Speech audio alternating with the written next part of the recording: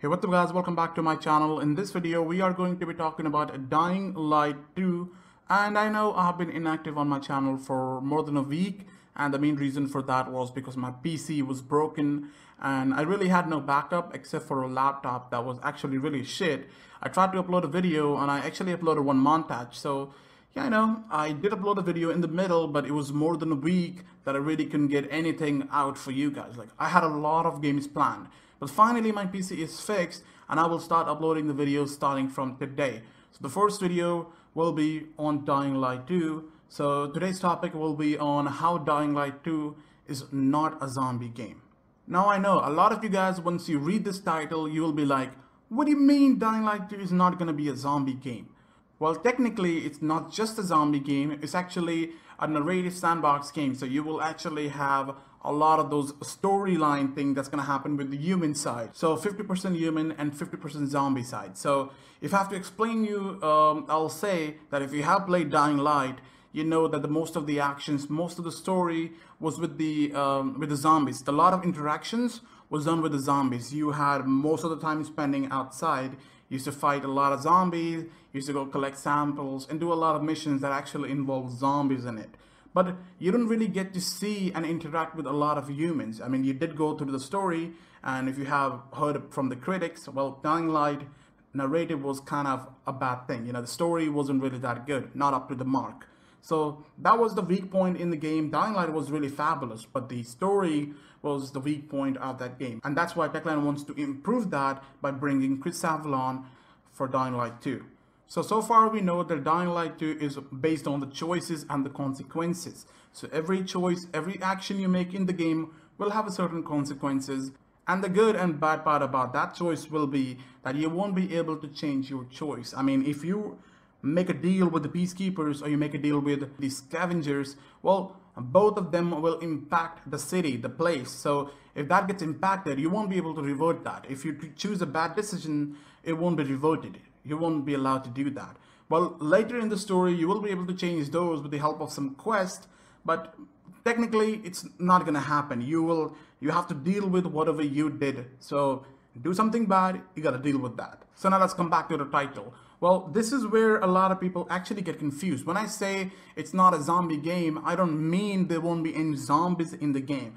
There is a zombie action, there's a human action, there's like both. It's a mix of both. And trust me, that's something you will love. So if you go outside during the daytime, outside your base, outside the city, you will actually come across a lot of zombies. A lot of zombies that actually will be hiding inside the apartment, and some will be outside as well. But you will see them less just because it will be daytime and a lot of humans are actually living in that place. So they actually hunt down these zombies, and you know they're going to be less in number, you know, compared to the first game.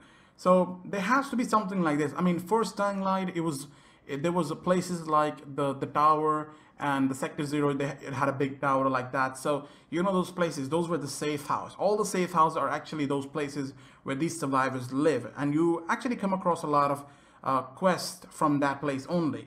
But in Dying Light 2, the city is going to be huge, and the city will be divided in two parts. One where humans are living, and the other where humans are not living, and there will be scavengers who will go there to search for some loot, you know, some food or anything, left out stuff, you know. So if you go over there, you will actually come across a lot of zombies, double than what you actually see inside the city with those people living there. So yes, you will see zombies in Dying Light 2. It's just you will actually be looking at a lot of human action as well. You don't have to just worry about zombies, you gotta worry about those humans as well. It makes a lot of sense. There are good people and bad people in a community, and that's what you're gonna come across when you actually play Dying Light 2. And with that, it actually also makes a lot of sense. Since the situation here is really bad, in Dying Light 2, it's been 15 years since the apocalypse, you know, technology is gone, civilization is gone, there's no laws or anything, everything is just gone, you know. So people are going to do whatever they want, and there will be a lot of bad people. There are people who actually want peace and they want to get rid of the zombies. On the other side, there are people who actually want to be the king, you know, like be the president of the place. I want to rule this whole place. And some of them just want to explore and see how many people are alive and anything. These are all the actions you will come across when you actually play Dying Light 2. So it's not just the zombie side, it's a human side as well. You will be living the life of those survivors. You will see how these survivors actually live in that place. It's not that easy, you know. And then you go outside, you will actually have to go out, fight the zombies, you know. When you actually team up with peacekeepers, you can actually go hunt them. And when you actually go side with the scavengers, you go out, explore, you loot, and you do all that stuff. You actually get a car with scavengers as well, you know. That's a great thing.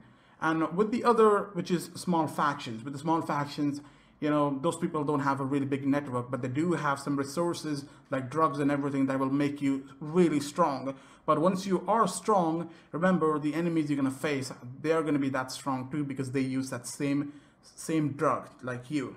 So it's just based on the real story. This is a modern dark age, you know. So it's both humans and zombies, both are threat. And that's why this game is not just a zombie game. And for some people who actually asked me in the comment section, like, you know, what are the consequences of me teaming up with certain factions in the game? Well, if you team up with peacekeepers, you will actually have a law and order. It's like cops, you know, cops living there. You got a really good security. Those people are going to go out, hunt the zombies. They really do the job of hunting the zombies. They actually care a lot about their law. So you break their law, they will have a really bad outcome. So you don't want to do that. And going with the scavengers, well, you will get a chance to go out, explore, collect resources, and do a lot of stuff. Plus, giving an example, if you go out, you come across this bridge, you will see that the bridge is broken. I mean, it's useless, you know, but you got to travel. You have a car, you got to go over there at the other side. And how will you able to drive when the bridge is broken? Well, you got to repair the bridge. You will have to repair the bridge. And once you repair the bridge, it will look something like this. So that's crazy how this game will change depending on your choice. Now, it will be amazing to see if we are able to build that bridge ourselves. That will be really cool. If you know, if you have like certain day, like 10 days time, you gotta build this bridge, and you know, it should take 10 days. I will love that feature.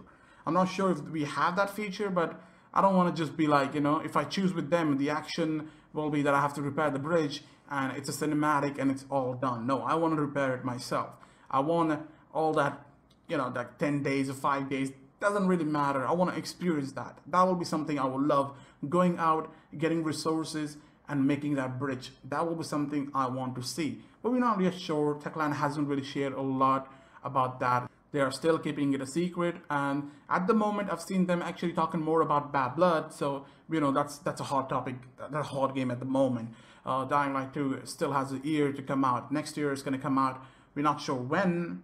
We don't have a date, but it's next year. So let's wait for future and see what all information do we get for Dying Light 2. Thank you guys for watching. If you enjoyed this video, make sure to leave a like and subscribe, and let me know in the comment section what you guys think about whole discussion about Dying Light 2 not being a zombie game. Let me know in the comment section, and I'll see you guys in my next video. Bye bye.